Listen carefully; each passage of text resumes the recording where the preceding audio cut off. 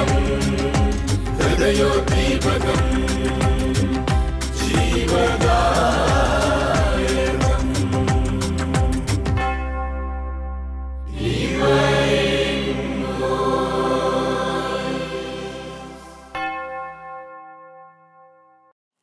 ഈശോ മിശിഹായിക്ക് സ്തുതിയായിരിക്കട്ടെ.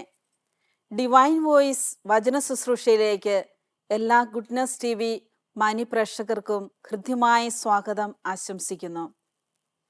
ഈശോയിൽ ഏറ്റവും സ്നേഹം നിറഞ്ഞ പ്രിയപ്പെട്ട സഹോദരി സഹോദരന്മാരെ, വിശുദ്ധ യോഹന്നാൻ എഴുതിയ സുവിശേഷം 15-ാം അധ്യായം 3-ാം വാക്യത്തിൽ ഇപ്രകാരം നമ്മളോട് അരുളി ചെയ്യുന്നു: ഞാൻ നിങ്ങളോട് പറഞ്ഞ വചന നിമിത്തം നിങ്ങൾ ശുദ്ധിയുള്ളവരായിരിക്കുവിൻ.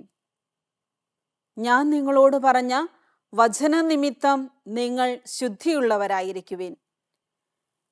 ഈ തിരുവചന ഭാഗത്തിൽ കൂടി ദൈവത്തിൻ്റെ വചനത്തിൻ്റെ ശക്തി എത്രമാത്രം വലുതാണെന്നും അത് നമ്മെ ശുദ്ധീകരിക്കുമെന്നും വളരെ വ്യക്തമായിട്ട് വിശുദ്ധ യോഹന്നാൻ ശ്ലീഹ നമ്മെ പഠിപ്പിക്കുകയാണ്. വീണ്ടും നമുക്ക് കാണുവാൻ സാധിക്കുന്നുണ്ട്. ഹെബ്രായർക്കാർക്ക് എഴുതിയ ലേഖനത്തിൽ ഇപ്രകാരം പറയുന്നുണ്ട്. 4-ാം അധ്യായം 12-ാം വാക്യത്തിൽ, ദൈവത്തിൻ്റെ വചനം സജീവവും ഊർജ്ജസ്വലവുമാണ്, ഇരുതല വാളിനേക്കാൾ മൂർച്ചയേറിയതും ചേതനയിലും ആത്മാവിലും സന്ധിബന്ധങ്ങളിലും മജ്ജയിലും തുളച്ചു കയറി ഹൃദയത്തിൻ്റെ വിചാരങ്ങളെയും നിയോഗങ്ങളെയും വിവേചിക്കുന്നതുമാണ്. ഈ 2 തിരുവചന ഭാഗത്തു നിന്നും ദൈവത്തിൻ്റെ വചനത്തിൻ്റെ ശക്തി എത്രമാത്രമുണ്ട് എന്ന് നമുക്ക് മനസ്സിലാക്കുവാനായിട്ട് സാധിക്കും. ഇന്ന് പല സഹോദരങ്ങളും പറയാറുണ്ട്, സിസ്റ്ററെ, എന്തിനാണ് ഈ ജപമാല പ്രാർത്ഥനയ്ക്ക് ഇത്ര പ്രാധാന്യം കൊടുക്കുന്നത്? എന്താണ് ജപമാല പ്രാർത്ഥനയുടെ ശക്തി എന്ന്? പ്രിയപ്പെട്ടവരെ, ഈ ജപമാല ഇങ്ങനെ ആവർത്തിച്ച് ചെല്ലേണ്ട വല്ല ആവശ്യമുണ്ടോ? അല്ലെങ്കിൽ 3 നന്മ നിറഞ്ഞു കയറിയുമേ ചെല്ലിയാൽ പോരെ? ഇതെന്തിനാ ഇങ്ങനെ എണ്ണി 53 പ്രാവശ്യം അല്ലെങ്കിൽ 153 പ്രാവശ്യം ഇങ്ങനെ ചെല്ലേണ്ട വല്ല ആവശ്യമുണ്ടോ എന്ന്? പ്രിയപ്പെട്ടവരെ, ജപമാല പ്രാർത്ഥന ശരിക്കു പറഞ്ഞാൽ അതാരാണ് ആ പ്രാർത്ഥന എഴുതിയുണ്ടാക്കിയത്? ചിലപ്പോൾ ഈ ചോദ്യം ചില ഇടവകയിൽ ശുശ്രൂഷ ചെയ്യുവാനായി വചനം പങ്കുവയ്ക്കാനായി ചെല്ലുമ്പോൾ ചോദിക്കുമ്പോൾ ചില മാതാപിതാക്കൾ അല്ലെങ്കിൽ കുട്ടികളൊക്കെ പറയാറുണ്ട്, അത് ഫ്രാൻസിസ് പാപ്പ എഴുതിയതാ, അല്ലെങ്കിൽ ജോൺ പോൾ 2-ാമൻ മാർപ്പാപ്പ എഴുതിയതാന്നൊക്കെ പലരും പറയാറുണ്ട്.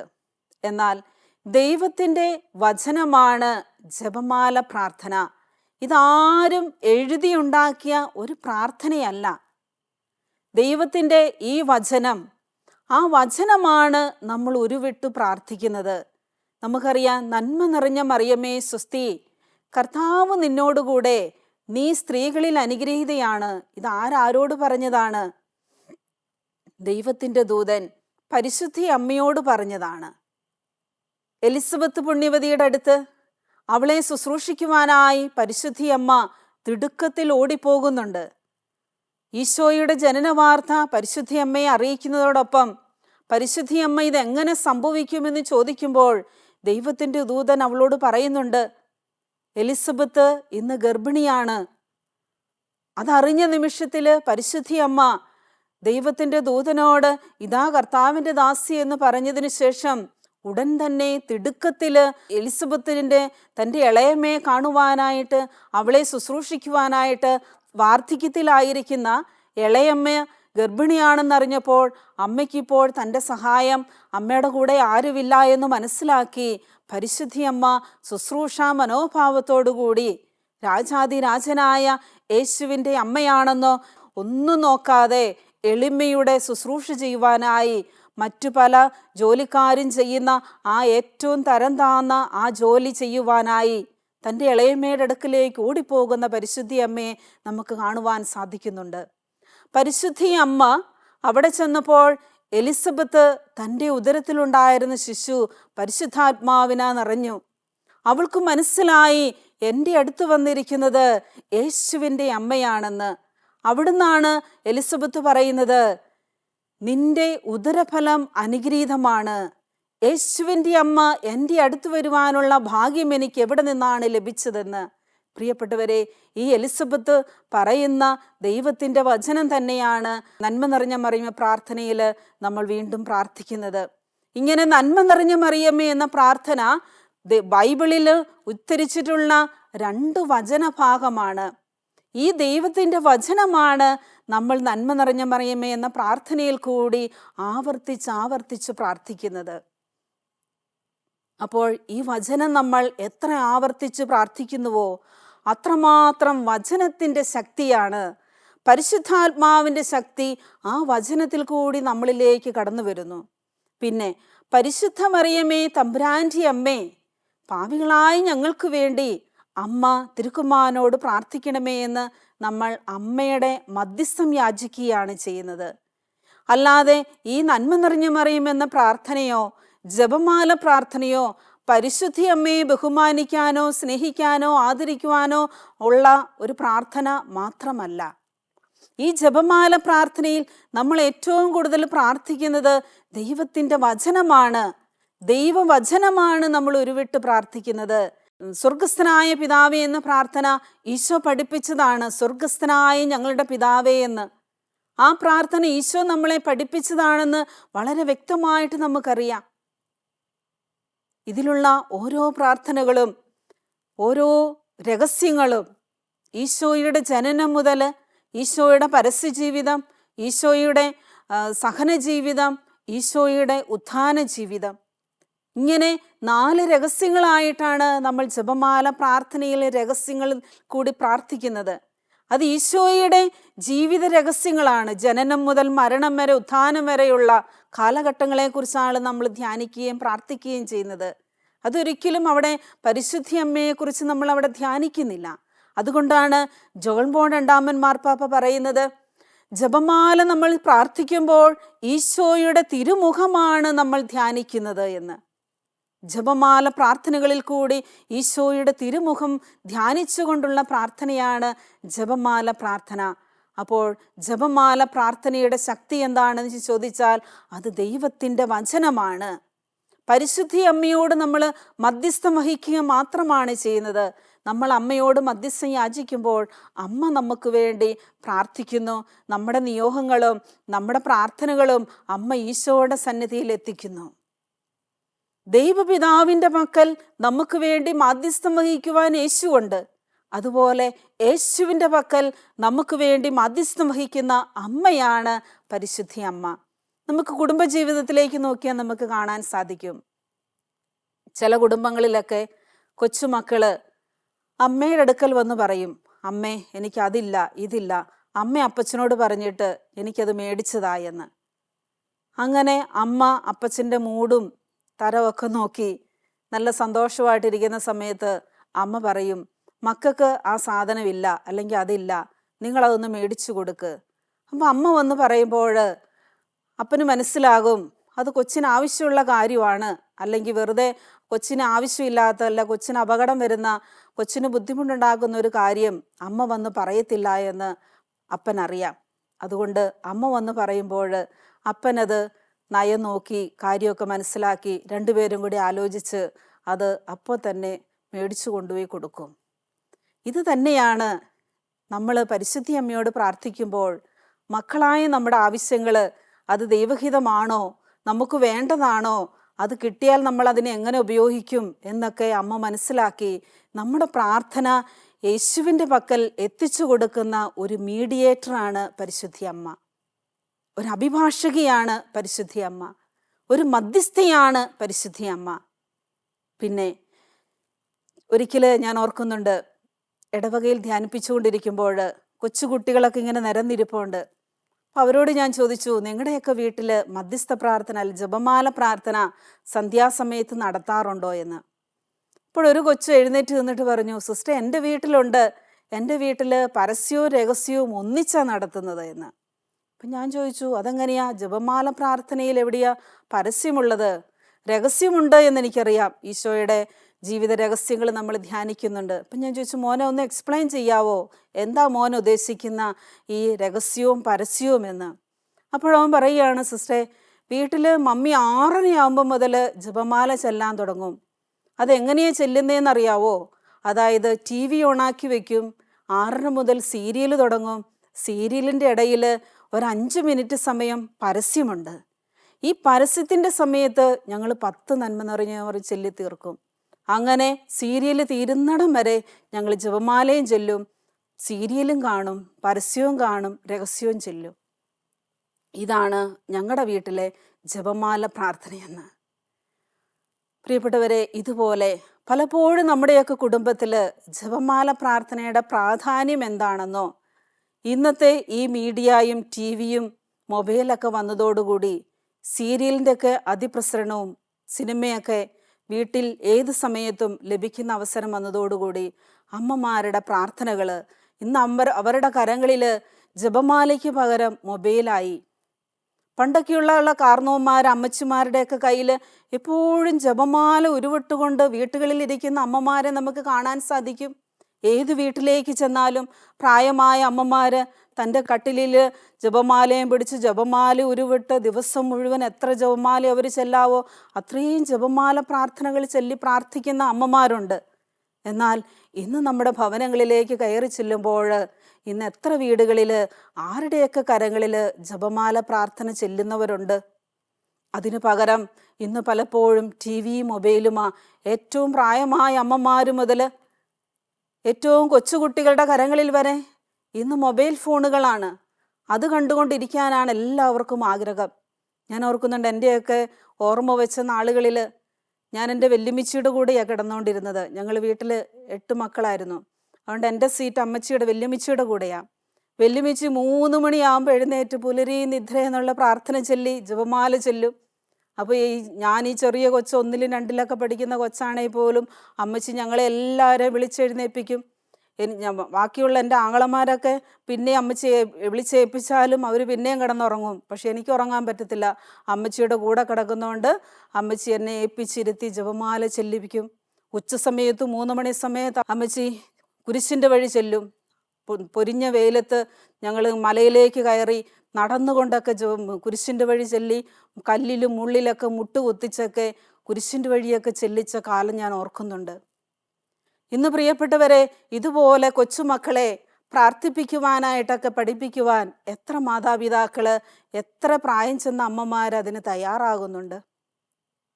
കുഞ്ഞുമക്കളുടെ പ്രാർത്ഥനയുടെ ശക്തി അതെന്താണെന്ന് പോലും മനസ്സിലാക്കാനായിട്ട് പറ്റുന്നില്ല.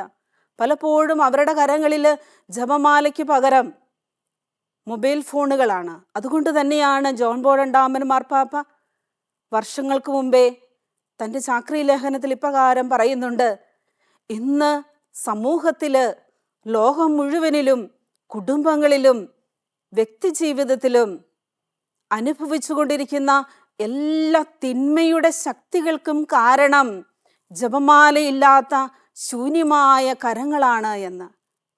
അതെ, ആരുടെയൊക്കെ കരങ്ങളിൽ ജപമാലയുണ്ടോ അവരുടെയൊക്കെ ജീവിതത്തിൽ പരിശുദ്ധി അമ്മയുടെ സ്നേഹവും സാന്നിധ്യവും എപ്പോഴും ഉണ്ടായിരിക്കും.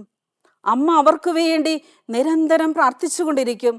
നമ്മൾ ജപമാല കയ്യിൽ പിടിക്കുമ്പോൾ അമ്മ നമ്മുടെ കരത്തിൽ പിടിക്കുകയാണ്. അമ്മയുടെ കരത്തിലാണ് നമ്മൾ പിടിക്കുന്നത്. അതുകൊണ്ട് എപ്പോഴും നമ്മൾ ജപമാല പ്രാർത്ഥന അർപ്പിക്കുമ്പോഴും ജപമാല മണികളിൽ കൂടി ആ ജപമാല കരങ്ങളിൽ ഏന്തി വേണം കുടുംബത്തിൽ നമ്മൾ ജപമാല പ്രാർത്ഥന അർപ്പിക്കാൻ. അവിടെ നമുക്ക് വേണ്ടി എന്തെങ്കിലും കുറവുകളോ പോരായ്മകളൊക്കെ ഉണ്ടെങ്കിൽ അത് അമ്മ പരിഹരിക്കുവാനായി അമ്മ നമ്മളെ സഹായിക്കും. അതുപോലെ ജോൺ പോൾ പാപ്പ നമ്മെ പഠിപ്പിക്കുന്നുണ്ട്, ആറ്റം ബോംബിനേക്കാൾ ശക്തിയേറിയ ആയുധമാണ് ജപമാല. ഇന്ന് എത്ര വലിയ തിന്മയുടെ ശക്തി നമ്മുടെ മേൽ ആഞ്ഞടിക്കുമ്പോഴും അവരുടെ കയ്യിൽ ഏന്തേണ്ടത് തോക്കോ വാളോ ഒന്നുമല്ല. ജപമാല അവരുടെ കരങ്ങളിലുണ്ടെങ്കിൽ ഇന്ന് ലോകത്ത് നടക്കുന്ന എല്ലാ തിന്മയുടെ ശക്തികളെയും ചെറുത്തു തോൽപ്പിക്കുവാൻ ജപമാല പ്രാർത്ഥനയിൽ കൂടി നമുക്ക് സാധിക്കും. ഇന്ന് നമുക്കറിയാം, നമ്മുടെ കുടുംബങ്ങളിൽ മക്കൾ അനുഭവിക്കുന്ന പ്രശ്നങ്ങൾ, തിരുസഭയിൽ വിശ്വാസത്തിൻ്റെ പേരിൽ, ആരാധനാക്രമത്തിൻ്റെ പേരിൽ അനുഭവിക്കുന്ന പ്രശ്നങ്ങൾ, ഇതൊക്കെ പ്രതിസന്ധി ഘട്ടങ്ങളെ തരണം ചെയ്യുവാൻ, അടിയുറച്ചു നിൽക്കുവാൻ, വിശ്വാസത്തിൽ ശക്തി ആർജിക്കുവാൻ നമ്മൾ കരങ്ങളിലേന്തി പ്രാർത്ഥിക്കേണ്ടത് ജപമാല പ്രാർത്ഥനയാണ്. ഇന്ന് പല അമ്മമാരും പൊട്ടിക്കരഞ്ഞുകൊണ്ടാണ്, ഞാൻ ഓർക്കുന്നുണ്ട്, കൗൺസിലിംഗ് ശുശ്രൂഷയ്ക്കായി ഇരിക്കുമ്പോൾ ഓരോ അമ്മമാരും പേടിച്ച് വിറച്ച് കണ്ണുനീരോടുകൂടിയാണ് വരുന്നത്. ഇന്ന് പല കുട്ടികൾക്കും സ്കൂളിൽ പോകാൻ പോലും ആഗ്രഹമില്ല, ഇഷ്ടമില്ല. ഈ കഴിഞ്ഞ ദിവസം തന്നെ ഒരു കൊച്ചു പറയുക, 8ാം ക്ലാസ്സിൽ പഠിക്കുന്ന കൊച്ച, പഠനം നിർത്തി വീട്ടിലിരിക്കുക, രാവും പകലും ഫുൾ ടൈം അവൻ മൊബൈലിലാണ്, മൊബൈലിൽ കൂടി അവൻ ഗെയിം കളിച്ചുകൊണ്ടിരിക്കുകയാണെന്നാണ് പറയുന്നത്. അവൻ പറയുന്നത്, എനിക്ക് പഠിക്കാനൊന്നും പോകേണ്ട ആവശ്യമില്ല, ഞാനൊരു യൂട്യൂബ് തുടങ്ങുകയാണ്, അതിൽ കൂടി കിട്ടുന്ന വരുമാനത്തിൽ ഞാൻ ജീവിച്ചു കൊള്ളാമെന്ന്. ആ കൊച്ചു പറയുകയാണ്, എനിക്കിഷ്ടം ഒരു യൂട്യൂബ് ചാനൽ തുടങ്ങും, എനിക്ക് പഠിക്കണ്ട, എനിക്കത് മതി, അതിൻ്റെ വരുമാനത്തിൽ ഞാൻ ജീവിച്ചു കൊള്ളാമെന്ന്. ഇന്ന് ആ കൊച്ചിനെ, മൊബൈലിൻ്റെ അഡിക്റ്റായ ആ കൊച്ചിനെ അതിൽ നിന്ന് കരകയറ്റാനായിട്ട് ആ മാതാപിതാക്കൾ എത്ര പരിശ്രമിച്ചിട്ടും അവർക്ക് സാധിക്കുന്നില്ല. റീഅഡിക്ഷൻ സെൻ്ററിൽ കൊച്ചിനെ ട്രീറ്റ്മെൻറ്റിന് വിധേയമാക്കി, കൗൺസിലിംഗ് കൊടുത്തു.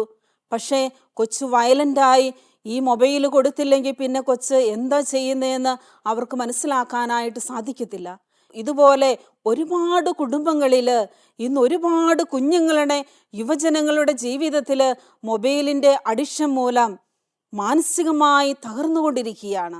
ഒരിക്കലൊരു പെങ്കൊച്ച്, 10-18 വയസ്സ് പ്രായമുള്ള കൊച്ച, അവൾ പറയുകയാണ്, അവൾ കൊറോണ കാലഘട്ടത്തിൽ ഈ വചനം കേൾക്കുവാനൊക്കെ ആയിട്ടാണ് മൊബൈൽ ഉപയോഗിക്കാൻ തുടങ്ങിയത്. പക്ഷേ ദൈവവചനം കേട്ട് അവസാനം കൊച്ചു പലതരത്തിലുള്ള പല മോശമായ വീഡിയോസ് കാണാനായിട്ട് തുടങ്ങി. ഇന്ന് ആ കൊച്ചു വയലൻ്റായി. ഇന്നും ആ കൊച്ചു ട്രീറ്റ്മെൻറ്റിൽ, ഇപ്പോഴും ആ കൊച്ചു നോർമൽ സ്റ്റേജിലേക്ക് എത്തിയിട്ടില്ല.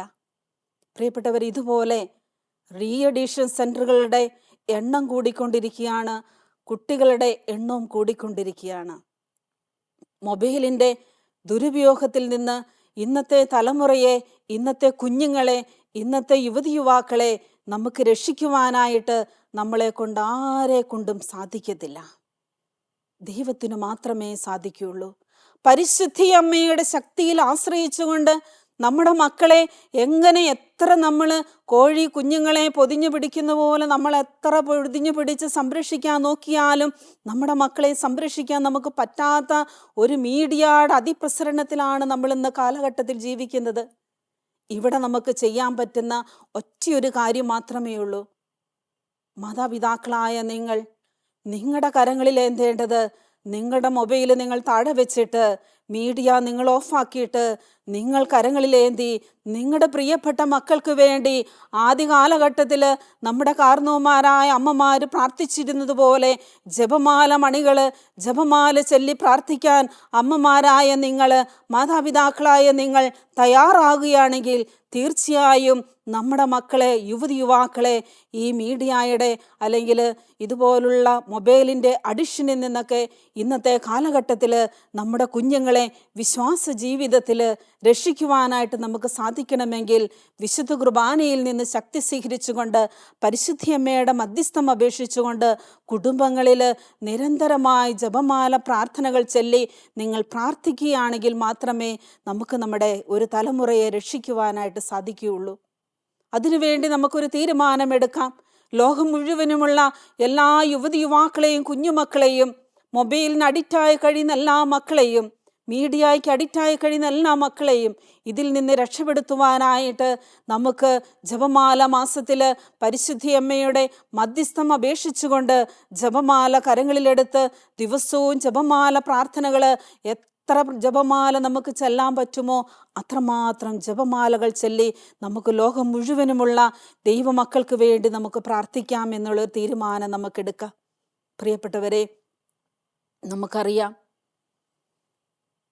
ഒരു പുരോഹിതൻ തൻ്റെ പൂശപ്പെട്ട കരങ്ങളിൽ യേശുവിൻ്റെ ശരീരവും രക്തവും കരങ്ങളിലേന്തി വിഭജിച്ച് നമുക്ക് നൽകുന്നത് പോലെ, ബലിയർപ്പിക്കുന്ന പോലെ തന്നെയാണ് വിശ്വാസികളായ നമ്മൾ കുടുംബത്തിൽ എല്ലാ ദിവസവും ജപമാല പ്രാർത്ഥനകൾ ചൊല്ലി പരിശുദ്ധി അമ്മയോട് ചേർന്ന് ഈശോയുടെ തിരുമുഖം ധ്യാനിച്ച് പ്രാർത്ഥിക്കുവാൻ നമ്മൾ തീരുമാനമെടുത്തു കഴിയുമ്പോൾ അവിടെ വിശുദ്ധ കുർബാനയിൽ നിന്ന് നമുക്ക് ഈശോയുടെ ശരീരവും രക്തവും സ്വീകരിക്കുവാനായിട്ട് സാധിക്കുന്നില്ലെങ്കിൽ പോലും ഈശോയുടെ ജീവിത രഹസ്യങ്ങൾ ധ്യാനിച്ചുകൊണ്ട് പ്രാർത്ഥിക്കുന്ന മറ്റൊരു പ്രാർത്ഥനയാണ് ജപമാല പ്രാർത്ഥന.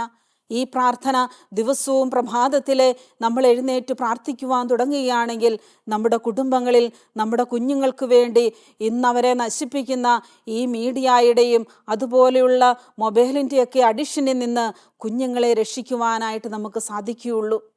പലതരത്തിലുള്ള വലിയ അപകടത്തിലേക്കാണ് ഇന്ന് ഈ അടുത്തൊരു തലമുറ കടന്നുപോയിക്കൊണ്ടിരിക്കുന്നത്. അവിടെ നിന്നൊക്കെ ഈ ജപമാലയുടെ ശക്തി എന്താണെന്ന് നമ്മൾ മക്കൾക്ക് പറഞ്ഞു കൊടുക്കാൻ തയ്യാറാകണം. അതുപോലെ തന്നെ ഉത്തരീയം, അതായത് പരിശുദ്ധി അമ്മയുടെ ഉത്തരീയം ധരിച്ച് എല്ലാ മക്കളുടെയും കഴുത്തിൽ ഉത്തരീയമുണ്ടെങ്കിൽ അതിൻ്റെ ശക്തി നമുക്ക് അത് അനുഭവിക്കുവാനായിട്ട് സാധിക്കും. അമ്മയുടെ സംരക്ഷണം നമുക്ക് ലഭിക്കുകയാണ് ചെയ്യുന്നത്. ഒരിക്കൽ ഒരു വൈദികൻ തൻ്റെ പൗരോഹിത്യ ജീവിതത്തിൽ വിശുദ്ധ ബലി അർപ്പിച്ച് ആദ്യത്തെ വിശുദ്ധ കുർബാന അർപ്പിച്ച് പ്രാർത്ഥിക്കുന്ന ദിവസം അച്ഛൻ പറയുകയാണ്, ഇന്ന് ഞാൻ ഈ ബലിപീഠത്തിൽ വിശുദ്ധ ബലി അർപ്പിച്ച് എനിക്ക് പ്രാർത്ഥിക്കുവാനായിട്ട് സാധിച്ചിട്ടുണ്ടെങ്കിൽ, ബലി അർപ്പിക്കുവാനായിട്ട് എനിക്ക് സാധിച്ചിട്ടുണ്ടെങ്കിൽ പരിശുദ്ധ അമ്മയുടെ സംരക്ഷണം ഒന്നുകൊണ്ട് മാത്രമാണ് എന്ന് അദ്ദേഹം പറയുകയായിരുന്നു. തലേ ദിവസം, തൻ്റെ ഓർഡിനേഷൻ്റെ തലേ ദിവസം സെമിനാരിയിൽ വെച്ച് വലിയ സ്നേഹവിരുന്ന് നടത്തുവാൻ വേണ്ടിയിട്ടുള്ള തിരക്കുകൾക്കിടയിൽ അവരുടെ സെമിനാരിയുടെ അടുത്ത് തന്നെ ഒരു പോത്തിനെ കൊണ്ടുവന്ന് അതിനെ കൊന്ന് അതിൻ്റെ മാംസം എടുത്തിട്ടാണ് സ്നേഹവിരുന്നിന് വേണ്ടിയിട്ടുള്ള ഭക്ഷണ പദാർത്ഥങ്ങൾ റെഡിയാക്കുന്നത്. ഈ സെമിനാരിയുടെ അടുത്ത പ്രദേശത്ത് തന്നെയായിരുന്നത് കൊണ്ട് അതിൻ്റെ അവശിഷ്ടങ്ങൾ അവിടെ ഇവിടെയൊക്കെ കിടപ്പുണ്ടായിരുന്നു. വൈകുന്നേരമായപ്പോൾ ഭയങ്കര ബഹളം, കാക്കകളുടെ ശല്യം. ഈ പട്ടം സ്വീകരിക്കുവാനായിട്ടുള്ള അച്ഛന് ഈ സ്നേഹവിരുന്നിൻ്റെയും ആൾക്കാരുടെയൊക്കെ തിരക്കിൽപ്പെട്ട് നന്നായിട്ട് പ്രാർത്ഥിച്ചൊരുങ്ങുവാൻ, നാളത്തെ വിശുദ്ധ ബലി അർപ്പണത്തിന് വേണ്ടി, പൗരോഹിത്യ സ്വീകരണത്തിന് വേണ്ടി ഒരുങ്ങാൻ വേണ്ടി അച്ഛന് ബഹളമൊന്നും ഇല്ലാത്ത സ്ഥലം നോക്കി ടെറസിൽ പോയി തൻ്റെ കരത്തിൽ ജപമാലയേന്തി ടെറസിൽ കൂടി നടന്നുകൊണ്ട് ജപമാല ചൊല്ലി പ്രാർത്ഥിക്കുകയാണ്. മറ്റു ബഹളങ്ങളിൽ നിന്നൊക്കെ മാറി. അപ്പോഴാണ് ഈ കാക്കകൾ, ഏതോ ഒരു കാക്ക ഈ പോത്തിനെ കൊന്നതിൻ്റെയൊക്കെ വേസ്റ്റ് എവിടെയോ കടന്നതെടുത്തുകൊണ്ട് ടെറസിൻ്റെ ഒരു സൈഡിൽ വന്ന് ഭയങ്കര ബഹളം. നമുക്കറിയാം, ഒരു കാക്കയ്ക്ക് ഒരു എന്തെങ്കിലും തീറ്റ കിട്ടിയാൽ ബാക്കിയുള്ളവരെല്ലാവരെയും വിളിച്ചു വരുത്തും.